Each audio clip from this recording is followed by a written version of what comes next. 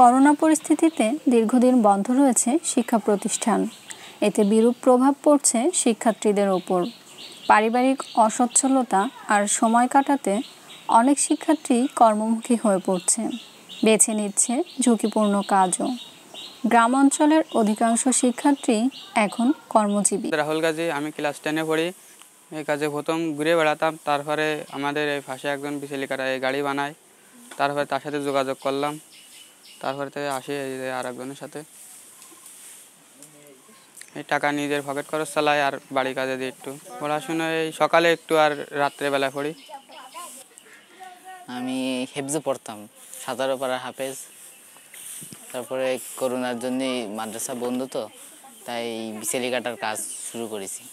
ওই আমার চাচতো ভাই আছে, সে বললো তো বাড়ি বসে রয়েছিস, তারপরে আমি বললাম হয়, বললো একটা গাড়ি বানাই দিই, তুই যে কয়দিন আসিস বাড়ি সে কয়দিন কাজ বাজ কর। তারপরে থেকে কাজ করি।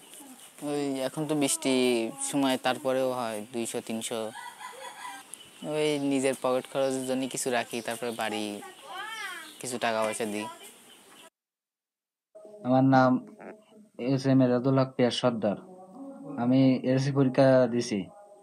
এখন স্কুল বন্ধ বলে এই করোনার সময়, তাই আমি ডাবের ব্যবসা করতেছি। আমি প্রথমে একটা ব্যাপারীর সাথে থাই বেশ কয়েকদিন, তাই এটা আমি নিজে একা শিখে তা আমি বেশ কয়েকদিন ধরে করতেছি।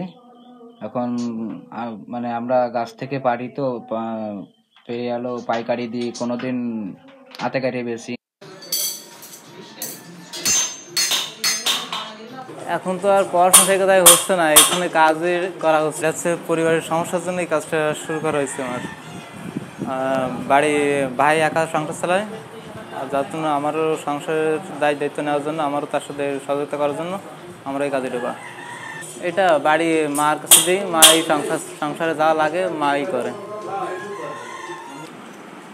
আমি বীরেশ্বর বৈরাগী, প্রধান শিক্ষক, কাছারিবাড়ি RRGT মাধ্যমিক বিদ্যালয়, থুকরা, ডুমুরিয়া, খুলনা। তো তারা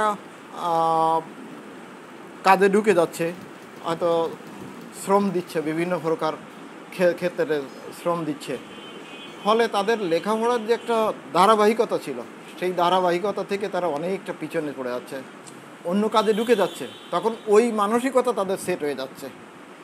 এই মানসিকতা থেকে ওদের বের করে আনতে অনেক সময় লেগে যাবে আমাদের।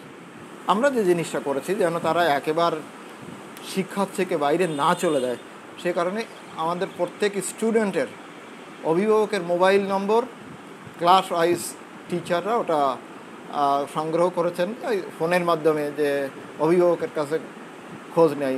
আবার কখনো কখনো স্টুডেন্টকে জিজ্ঞাসা করি যে কী করছো, কেউ কাজে যাচ্ছে, কাজে যাওয়ার সময়ও দেখা হয়, তখনও তাদের একটু বলছি যে ফিরে এসে একটু বইটা একটু দেখো। শিক্ষার্থীদের এই কর্মমুখী হয়ে পড়ার বিষয়টি আগামীতে শিক্ষাক্ষেত্রে দীর্ঘমেয়াদী প্রভাব পড়তে পারে বলে ধারণা করছেন সংশ্লিষ্টরা।